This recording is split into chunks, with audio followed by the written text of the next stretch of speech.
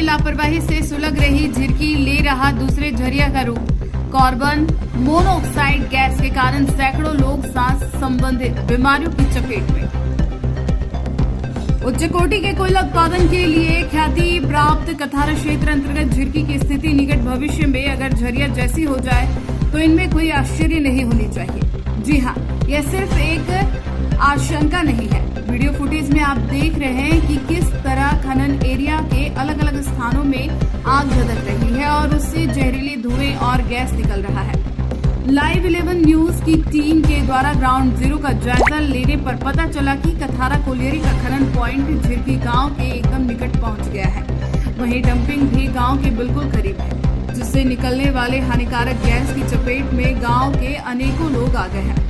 विडंबना तो यह है कि बूढ़े बुजुर्ग के साथ युवा और छोटे बच्चे भी इससे प्रभावित होकर सांस की गंभीर बीमारी के शिकार हो रहे हैं। एक्सपर्ट से बात करने पर बताया गया कि डंपिंग से निकलने वाले गैस को मेडिकल भाषा में कार्बन मोनोऑक्साइड कहते हैं। इसके संपर्क में आने से सिरदर्द, चक्कर आना, उल्टी और सांस लेने में कठिनाई जैसी समस्याएं हो सकती है। वहीं अधिक संपर्क में आने से यह जानलेवा भी हो सकता है। वहीं स्थानीय लोगों ने बताया कि कार्बन मोनोऑक्साइड की वजह से गांव के एक दो नहीं बल्कि सैकड़ों लोग सांस की बीमारी का शिकार होकर अपनी मेहनत की कमाई और जाने गंवा चुके हैं। उन्होंने पीड़ा व्यक्त करते हुए यह जानकारी भी दी कि सीसीएल प्रबंधक से इस बारे में कई दफा शिकायत की गई, किंतु इस पर ध्यान नहीं दिया गया। सीसीएल की उदासीनता के कारण कई ऐसे परिवार हैं जिन्होंने स्वास्थ्य जीवन यापन के लिए विवश होकर गांव छोड़ दिया और दूसरे स्थानों में शिफ्ट हो गए। लोगों ने बताया कि अंडरग्राउंड झिरकी सुलग रहा है। अगर वक्त रहते सीसीएल प्रबंधन के द्वारा सकारात्मक उपाय नहीं किया गया तो भविष्य में इसके दुष्परिणामों का गवाह आने वाली पीढ़ी बनेगी और झारखंड में एक झरिया का उदय होने से कोई नहीं रोक सकता। और आप इस वक्त देख रहे हैं लाइव 11 न्यूज और मैं अभी मौजूद हूं बगल कोलियरी है जो सीसीएल का है, जो कथारा क्षेत्र के अंतर्गत आता है। इस कोलियरी में अभी आग लगी हुई है, ऐसा आग जो आप देख के दंग हो जाएंगे। रात को लगेगा कि आग नहीं है, ये तो मौत का ऐसा आग है कि लगेगा कि ये नर्क की आग है। जी हाँ, मैं बिल्कुल सही बोल रहा हूँ। ये आग कोई किसी दूसरे चीज से नहीं लगी है, कोयले से लगी है। और ये आग आज का आग नहीं है, बहुत पुराना आग है। लेकिन सवाल ये उठता है कि आखिर आग बुझेगी कैसे? आखिर कौन बुझाएगा आग? तो सीसीएल अपना कोयला प्रोडक्शन करने में लगी है, कोयला उत्पादन करने में लगी है और आग इधर पकड़ते जा रही है। और वो आग के चपेट में ये पूरा झिरकी बस्ती जो आग के चलते उसमें जो गैस निकलती है कार्बन मोनोऑक्साइड गैस, आप जिसके बारे में जानते होंगे। अगर आपको ज़्यादा जानकारी चाहिए तो आप ये गैस के बारे में आप गूगल में भी जाकर सर्च कर सकते हैं कि आखिर ये गैस है क्या गैस, आखिर ये गैस से कितनी खराबियां हैं कि अच्छाइयां हैं। हमने तो सर्च जब किया तो जमीन तले आसमान निकल गई। मुझे तो ये सोच के आश्चर्य हो गया कि आखिर ये गैस इतना डरावनी गैस कैसे हो गई। लेकिन कहा जाता है कि ये गैस डरावनी ही है। ये गैस से लोग अपने लंग्स को खो देते हैं और अपनी आयु को घटा लेते हैं। और इसी तरह इस झिरकी बस्ती में धीरे धीरे ये गैस के चपेट में लोग आते जा रहे हैं, संपर्क में आ रहे हैं। और इस संपर्क में आने से कितने लोग जान भी गंवा चुके हैं। यहाँ का लोग कितने बार हड़ताल में चले गए ये आग के चलते, कितने लोग स्ट्राइक करने लगे, कितने पार्टी पॉलिटिक आए, लेकिन फिर भी ये गैस थमा नहीं, न रुका। तो चलिए हम सीधे जुड़ते हैं इस गांव के एक जाने माने हस्ती, इनका नाम है इसराफिल उर्फ बबनी जी, जो इस गांव की हर समस्या को लेके इनके पास लोग आते हैं और मैनेजमेंट से अभी तक इनका जो सीसीएल मैनेजमेंट से किस तरह का इनके साथ वार्ता होती है, क्या कब रुकेगी ये गैस। तो हम चलिए मिलाते हैं आपको इसराफिल बाबू से, जिनका नाम उर्फ बबनी बोला जाता है। जी आप अपना परिचय दें। धन्यवाद। सबसे पहले आपके पत्रकार महोदय, मेरा नाम मोहम्मद इसराफिल अंसारी है, उर्फ बबनी कहते हैं लोग। बबनी से सारे लोग जानते हैं, इलाके के लोग जानते हैं। मेरा नाम मोहम्मद इसराफिल अंसारी उर्फ बबनी। मैं आपको बताना चाहता हूँ, कठारा कोलेरी जो बगल में है, झिरकी गांव के बगल में, इस पर आग लगा नहीं है, लगाया गया है। और ये आग मैनेजमेंट के द्वारा लगाया गया है।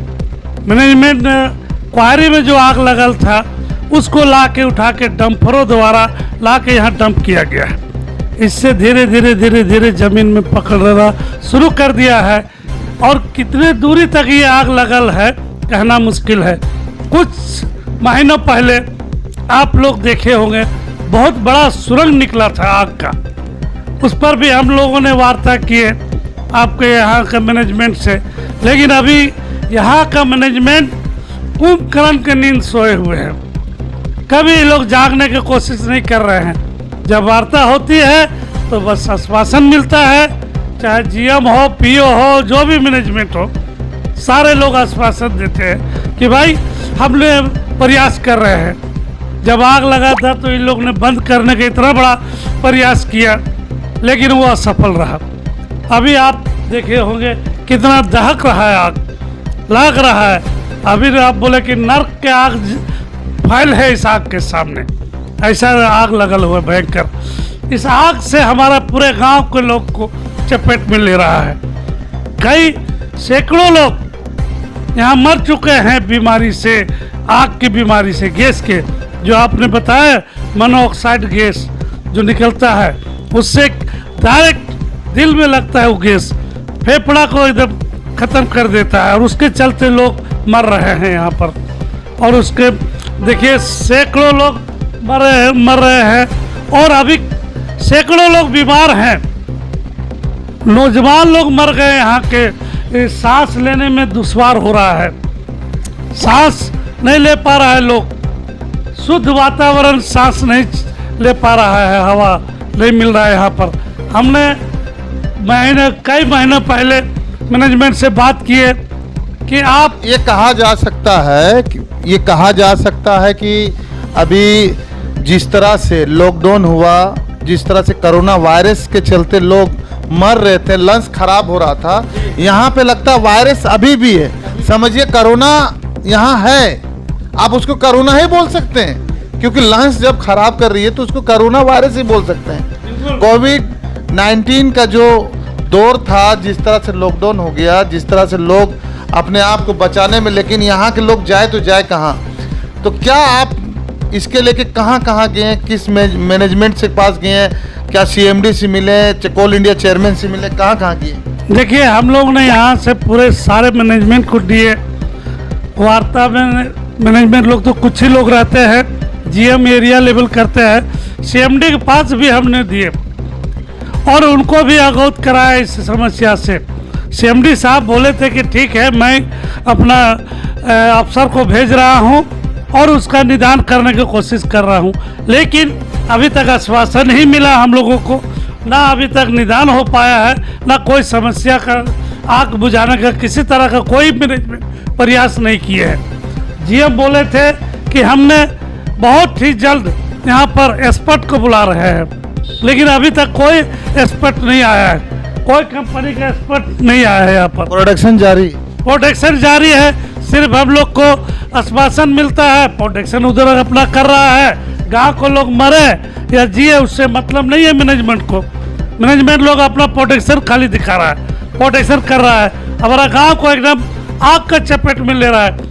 यहाँ पर किसी तरह का ना कोई फसल हो पा रहा है, ना यहाँ पर किसी तरह का सब्जियां हो पा रहा है। यहाँ लोग मर रहे हैं, गैस से मर रहे हैं, खाने बगैर मर रहे हैं, शुद्ध वातावरण में खाना भी नहीं मिल रहा है।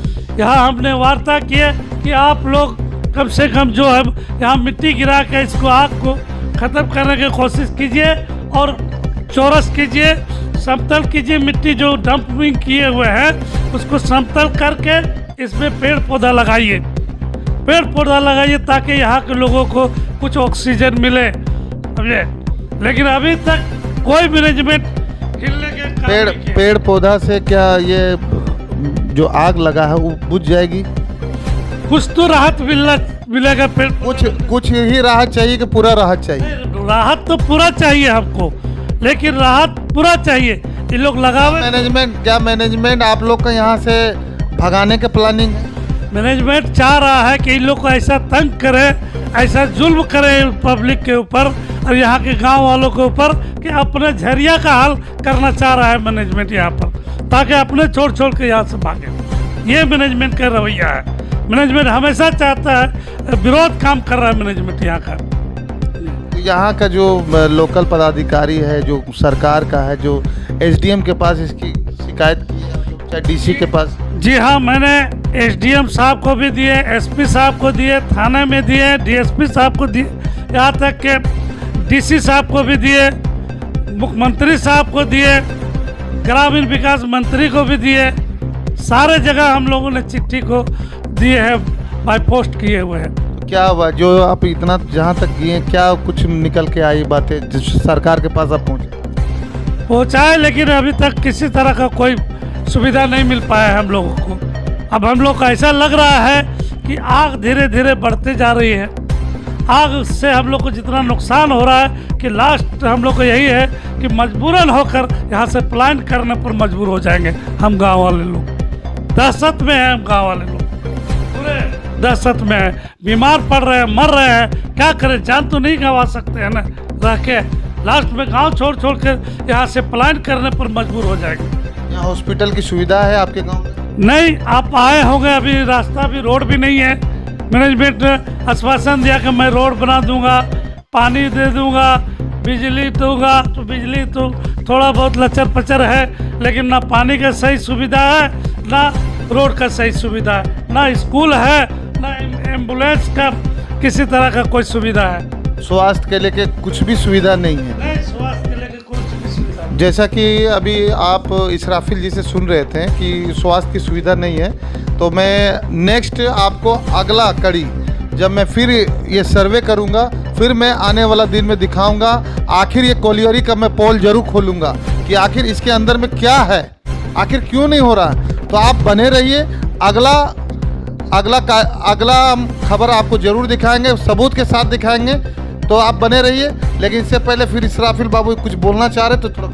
मैं देखिए बोलना ये चाह रहा था कि ये जो हो रहा है इसका सारे जवाबदेही मैनेजमेंट का है, और सारा दोषी मैनेजमेंट है। ये मैनेजमेंट की लापरवाही से लोग मर रहे हैं, किसी तरह का सुविधा नहीं मैनेजमेंट की तरफ से। यहाँ का पीओ रहे, जीएम रहे और जितने अफसर रहे, सारे लोगों का दोषी मानता हूँ मैं। मतलब आपको कहना है कि ऊपर लेवल से काम होना चाहिए, सीएमडी लेवल से या चेयरमैन लेवल से, कोल इंडिया चेयरमैन लेवल, इसको हस्तक्षेप करना चाहिए चेयरमैन साहब के पास। उनके पास तो नहीं गए हम लोग, लेकिन उनको भी ये पर आके अपना देख रेख करना चाहिए कि हस्तक्षेप करके लोगों को जो भी सुविधा मिलना चाहिए देना चाहिए। चेयरमैन साहब से भी मैं आग्रह करता हूँ, मैं ये उम्मीद करता हूँ उनके पास अगर ये न्यूज़ जाता है तो मैं उम्मीद करता हूँ कि आके अपना वो देख रेख करे। कल सीएमडी साहब इस क्षेत्र में थे, कठारा कोलेरी देखने के लिए आए, लेकिन उन्होंने जरा सा भी नहीं सोचा कि गांव वाले के किस हाल में है, जाके देखे, आग को देखने तक नहीं आए उन्होंने।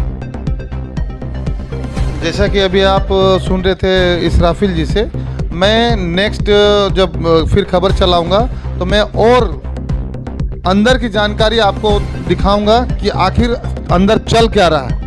तब आप बने रहिए लाइव 11 न्यूज़ के साथ। नमस्कार।